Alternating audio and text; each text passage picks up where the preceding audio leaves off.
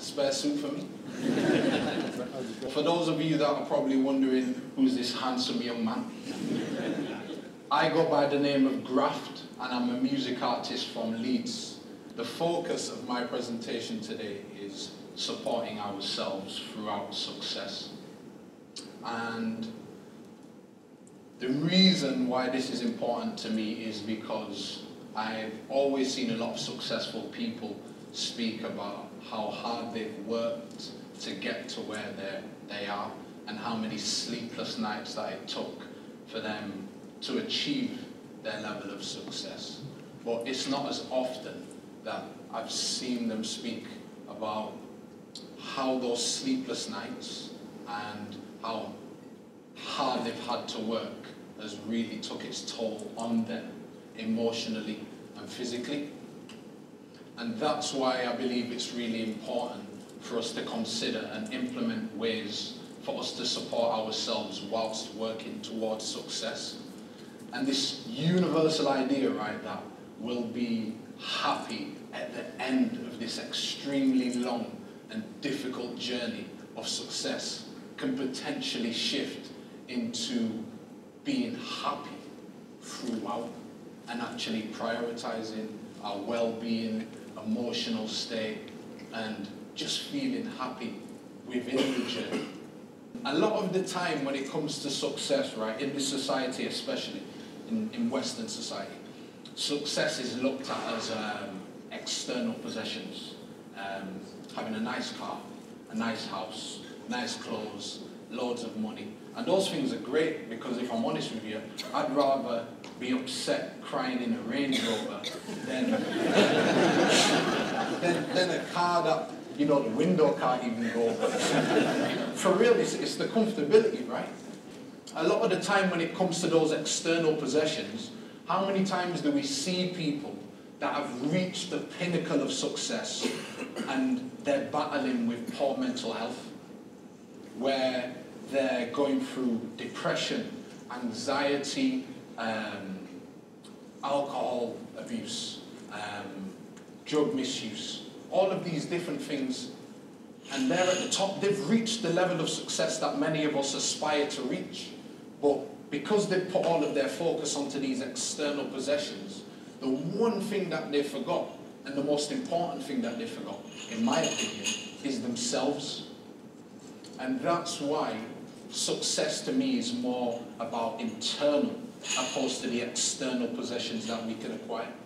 So what success means to me is finding and living your purpose, breaking old habits and creating new ones, overcoming systemic and social barriers, having discipline, being happy, financial freedom, managing your emotional well-being, achieving personal goals, being of service to others, and leaving an impact on others and the world. So obviously I've gone from playing football to then into these different sales jobs, and that's a different twist, so many turns, and there's so many ups and downs. But one thing that I thought really helped me throughout that period in my life was enjoying the journey and understanding that things are constantly going to change, because that's inevitable. And being present throughout it all really helped me to be receptive to all of the new experiences and lessons that I was going through, that was helping to shape me into who I am today. And not just focusing on the end goal, because there's no end goal. Once we achieve one thing, we're always thinking, what can we then do next? What can we then do next? What can we then do next? And that's why I think when we're just open to things changing and being present throughout it all, it makes the journey of success a lot easier, in my opinion. As humans, we're not always going to make the right decisions. We're always going to make mistakes. And I think it's important to be open to making mistakes and just willing to try new things. Support from our family, friends and colleagues, because we can't do it all alone. And in order to be successful, like you guys know, you have to work with one another.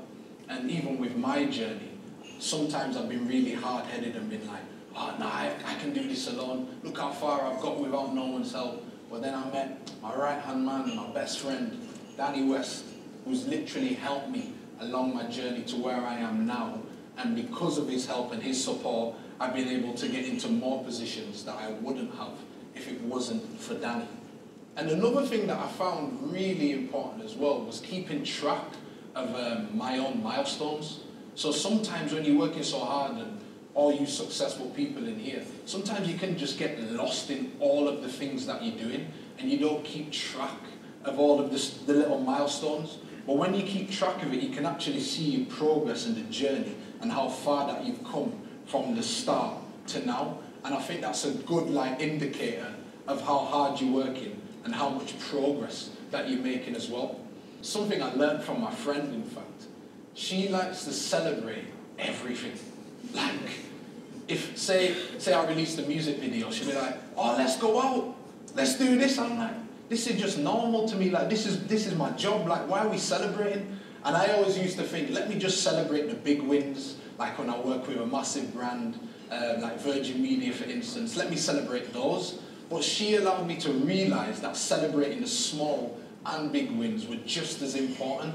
And it allowed me to feel more happy about my journey and the things that I'm doing, because it's like, oh, wow, yeah, this is actually quite cool. Sometimes I'm just thinking, oh, yeah, it's just my life, day-to-day stuff. But the average person isn't doing what you guys are doing. The average person isn't doing what I'm doing. And that's why I think it's important to celebrate all of the little things that we do, because it puts into perspective how great we all are and the great things that we're doing.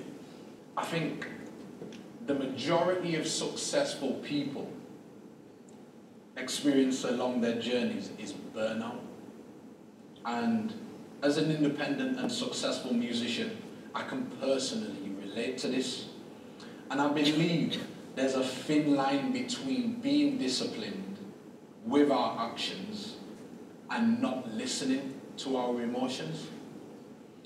So your inner voice could be screaming at you, saying, rest, take it easy, calm down. But because we want to be disciplined and we want to constantly keep working, many of us end up experiencing burnout and other serious health difficulties.